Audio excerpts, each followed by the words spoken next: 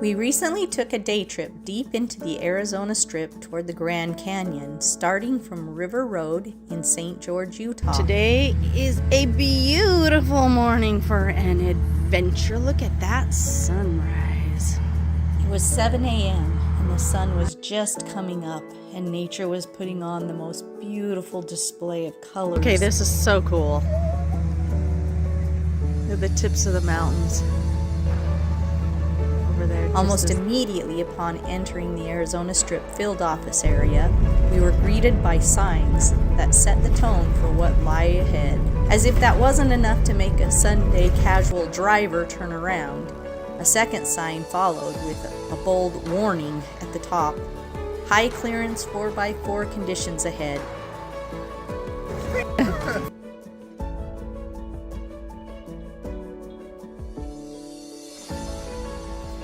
Oh, look at the blue on that. Wow. Oh my. That's cool. I'm not gonna stand in the middle. Don't stand in the middle. Our journey began with 57 miles of maintained dirt road leading us to the historic Mount Trumbull Schoolhouse.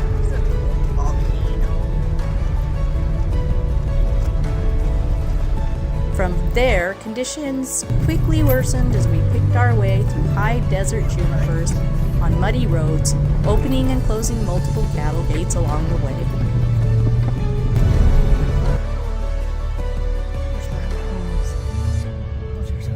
Yeah. Window's horrible. There's wild ponies out there. Okay, it really does feel like we just walked through somebody's property here, but this is the road. And these horses are cute.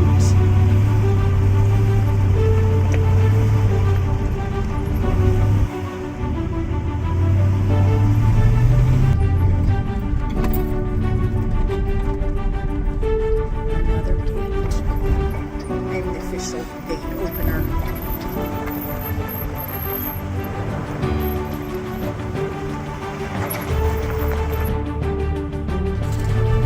Things became much more serious and exciting as we approached the next sign on our adventure. It read, big, bold warning letters. Unavoidable obstacles, severe drop-offs, skills required. Do you have skills? I have skills. Okay, we're safe. Skills. Onward and upward. We got this. Thank you for the warning. Here's our extreme drop-offs. Right in front of us. It's coming. Just wait for it. What is around the next corner? One of these crazy adventures. That is one deep canyon. Oh my goodness. Are you sure the road goes down there? While the road itself simply disappeared from view, and just past it, the landscape opened up through the trees to reveal one of the most stunning sights we've ever seen. An instant canyon plunging nearly 2,000 feet straight down.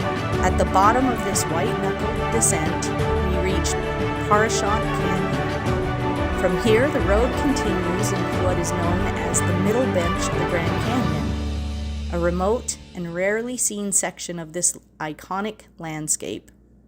We traveled 16.2 miles through some of the most beautiful and isolated country the Grand Canyon has to offer. Today's goal was Copper Mountain Mine. She'll be coming around the mountain when she comes. There is an unavoidable object right there. Believe me, You avoided the journey it. to get there was every bit as incredible Did the impossible. as was the destination. This was the beginning of Trail Canyon Dugway. The Dugway is extremely steep, with grades exceeding 20%, dropping nearly 2,000 feet in elevation in just a few miles. If you're afraid of heights, be warned. There are multiple sections where the road runs along sheer drop-offs that fall hundreds of feet below.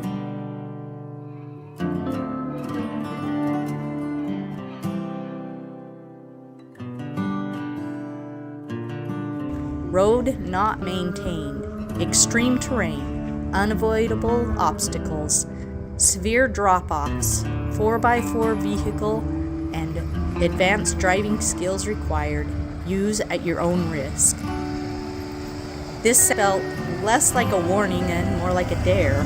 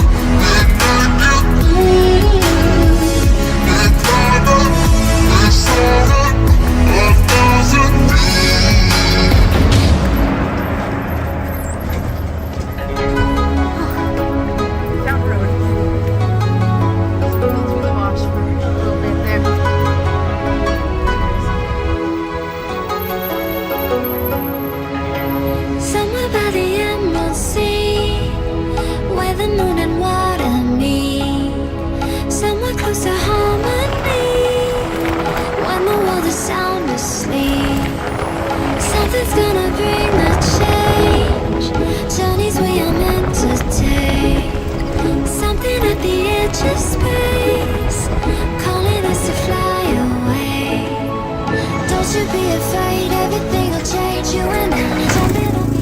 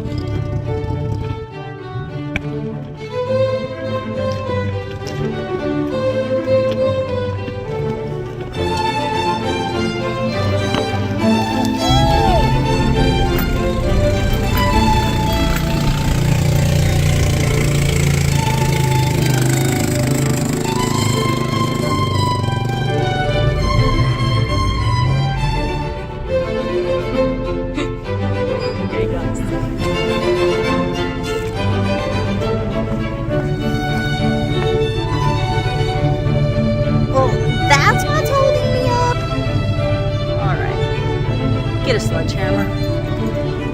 We just need a good sledgehammer.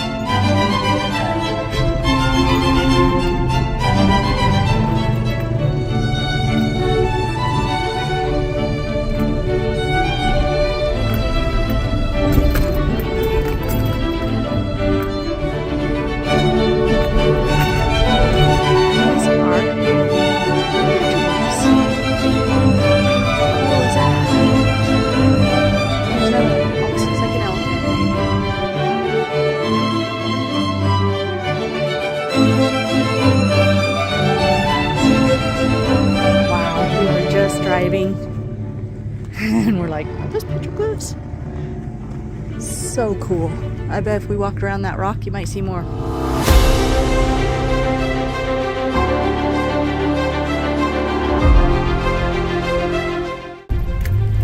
The road going to Copper Mountain went by way of Piccoon and passed another cow camp called Hidden Father along the trail.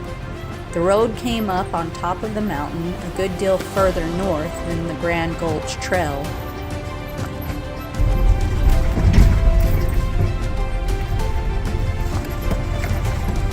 In a previous trip, that ridge, so bumpy, right across there is where we were on an overlook looking into that canyon. I'll reference a video or a photo from that trip.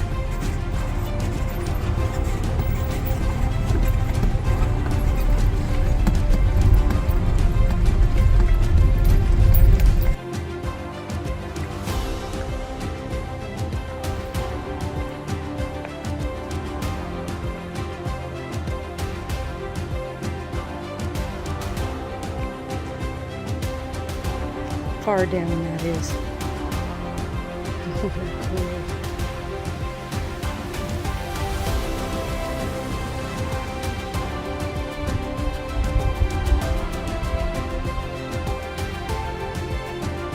I'm not finding that road today.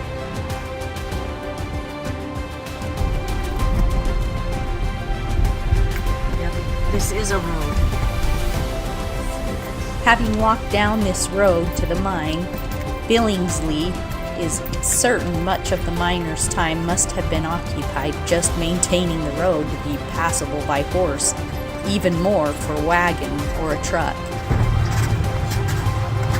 Oh yeah, look, I've got one right here. Can't tell we're by a copper mine. Today, the road is nearly erased from the canyon narrows, although green copper ore scattered along the drainage marks the trail. Oh yeah, there's a lot of that rock on the ground.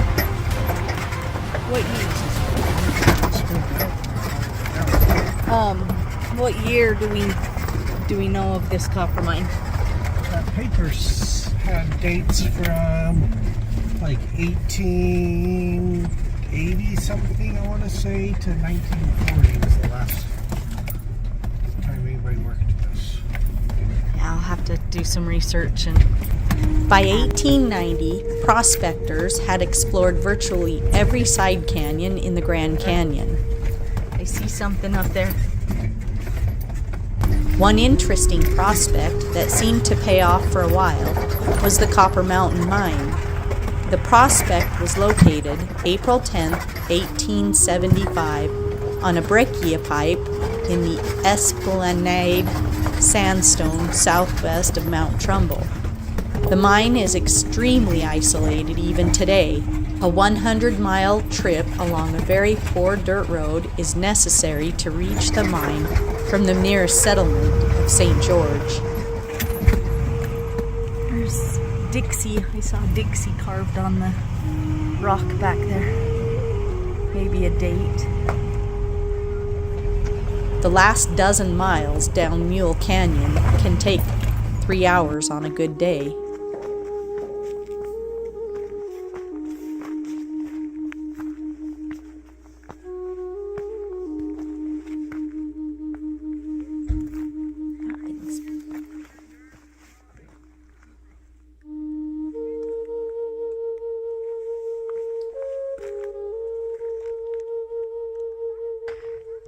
So this whole thing right here was a foundation.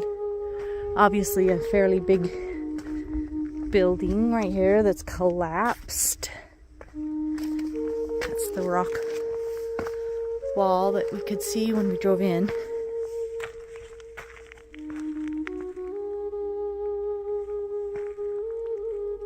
See how those are stacked as well. Yeah, be cool, I'm sure, to see an old picture of what this building used to look like. Again, I'll have to research and see if I can find some pictures or information. Old bed springs.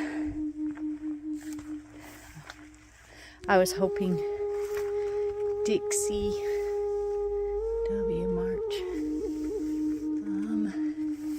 Trying to find some old dates.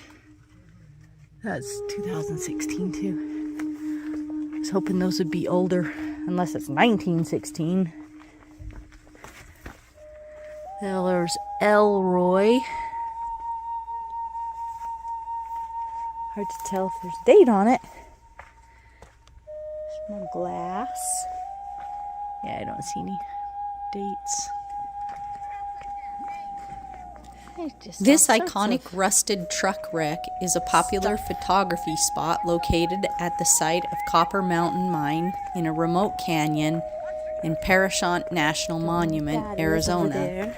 The vehicle is found miles from the nearest paved road in a rugged desert area on the Arizona Strip, which is a remote region north of the Grand Canyon National Park.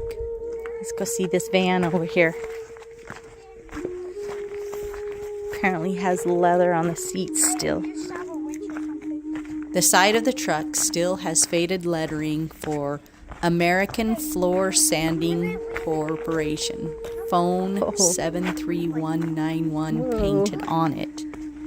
I would say that's If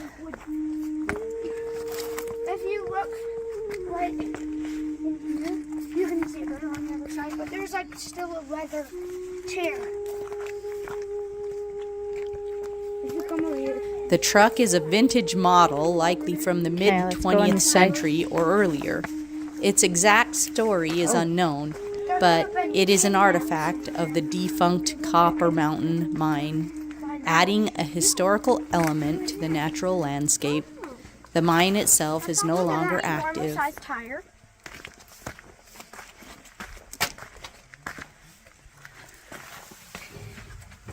Yeah.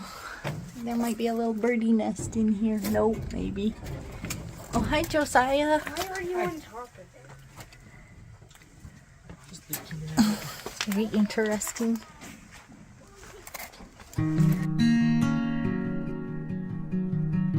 We drove it just like we drove. Maybe this is one of the tires for it.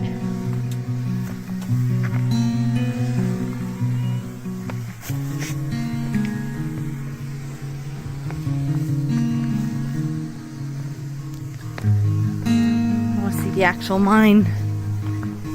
Oh, a bunch of glass in here.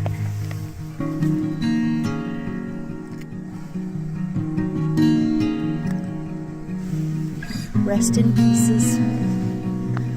Okay, gotta go over here.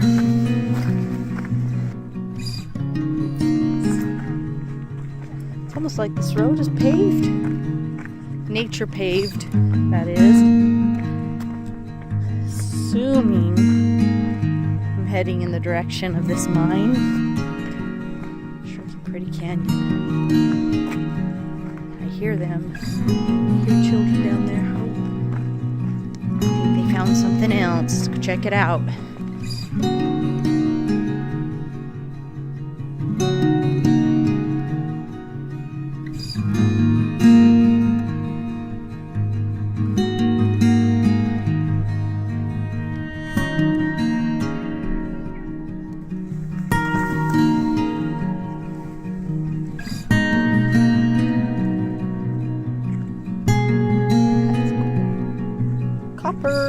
The Copper Mountain mine was down deep in a rugged canyon, and the ore was packed out on burros for 7 miles to where it was loaded onto freight wagons.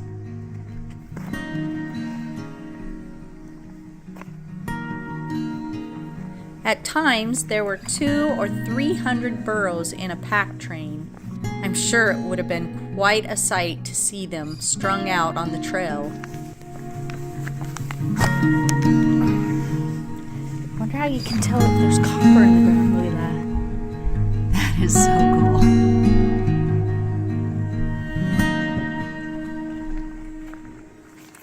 Guess if you saw that coming out of the rocks, you'd know there's copper in the ground.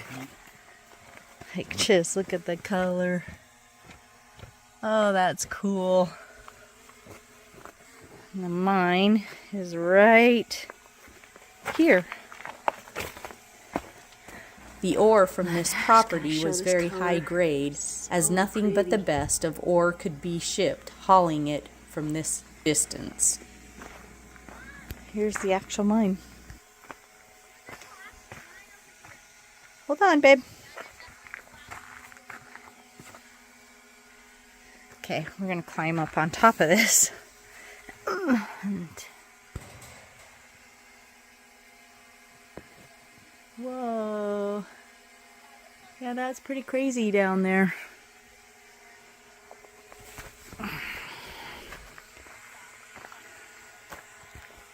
This is really cool to see all this equipment. Big old cable thing, pulley.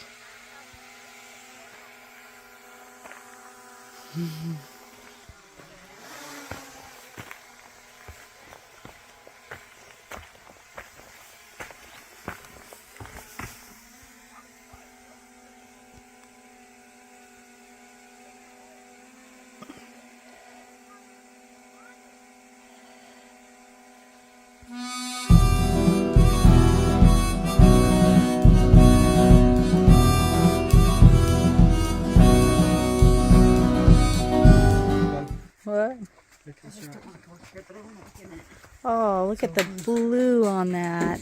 Wow. Oh my. That's cool. I'm not gonna stand in the middle. Don't stand in the middle. I just don't fathom how they would like get people down there.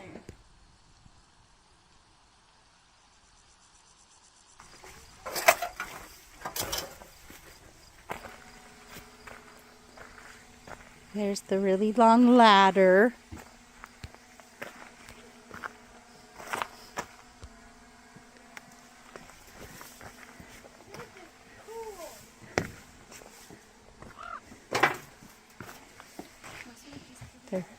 There's a very distinct smell. Aww. That's For glass to turn this purple, it has to be over 100 years old. Can you take it down a little more? Yeah, that's cool.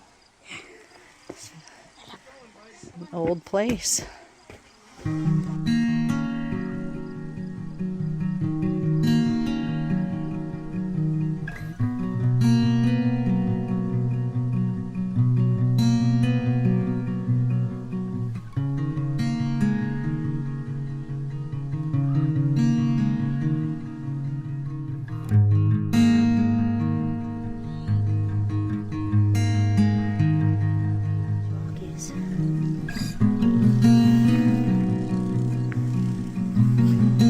But where's the trestle? To your right. To the right. Great big flat rock. Oh, there it is. Oh, that is so cool. Wow.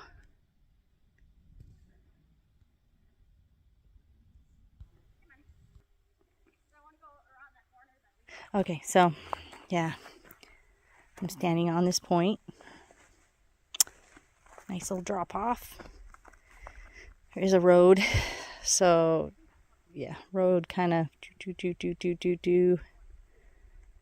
right up there and around. That mine that they just scared the crud out of me was right there. And then the shaft that goes straight down is right here. Gives you a little idea of how this mine.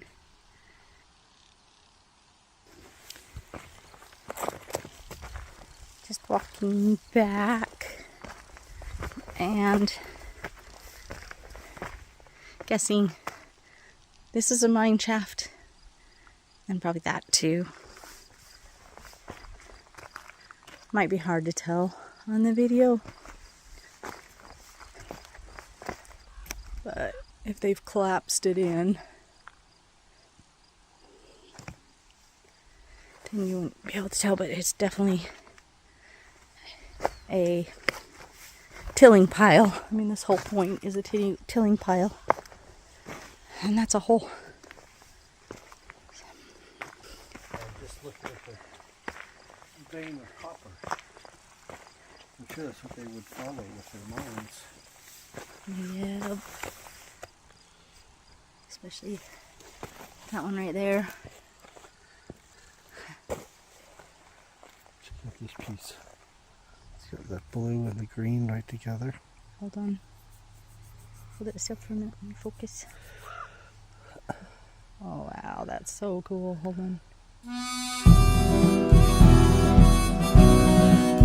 Just walking up this trail.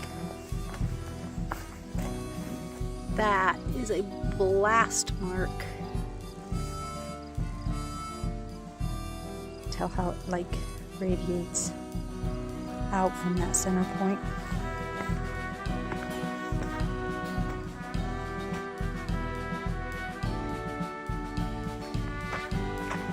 That this is the same road, the one I was over there on that cliff edge.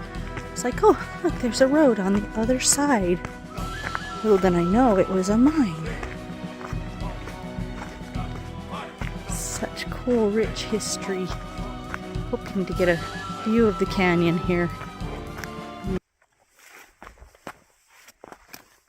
And my battery is about dead.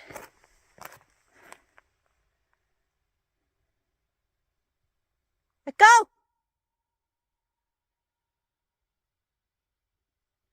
That was a long echo. After World War II, Western Gold, owned by Leland Whitmore Sr., attempted to work the ore body for gold and uranium. Western Gold and Uranium Incorporation also examined the mine but never drilled or did any work. The Nuclear Exchange Corporation, predecessor of the Atomic Energy Corporation, in 1979 reported that the Copper Mountain Mine produced 75 pounds of uranium oxide ore in the 1950s, but could locate no record of this production in its files. The mine dumps were reworked intermittently from 1955 to 1961 by the Signal Oil and Gas Company. In 1964, claims were included in Lake Mead National Recreation Area and are unpatented. The property was last owned as a uranium prospect by Exxon Minerals during the mid-1970s. Exxon drilled many of the breccia pipes in the Parashant Canyon area, including the Copper Mountain, Copper House, and Chapel mines. But the company never mined any of those properties. Much of the mining equipment of previous years still remains where Billingsley visited the mine in 1968. Robert Ullure also reported that equipment remained when he visited there in 1984. Ford reported that the Copper Mountain Mine produced copper, silver, gold, lead, and zinc.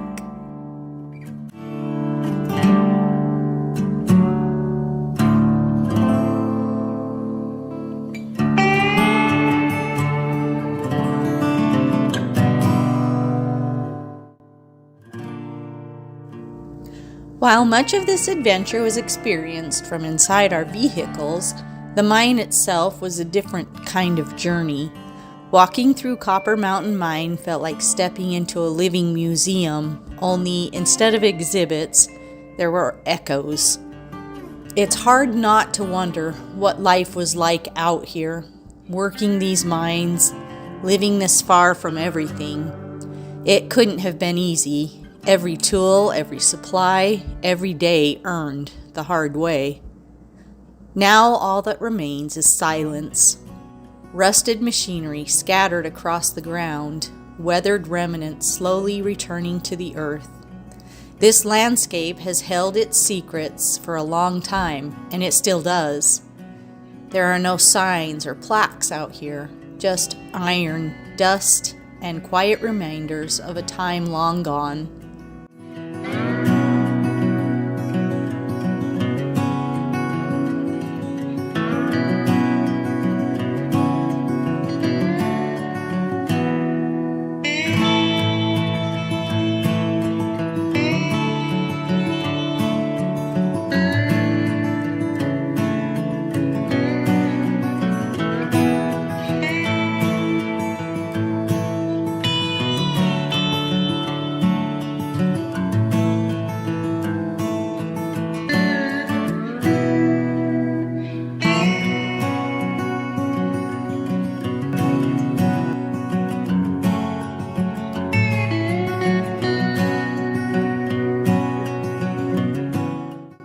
As we turned back toward the long road home, we couldn't help but feel a deep respect for those who carved out a life in one of the most remote places imaginable.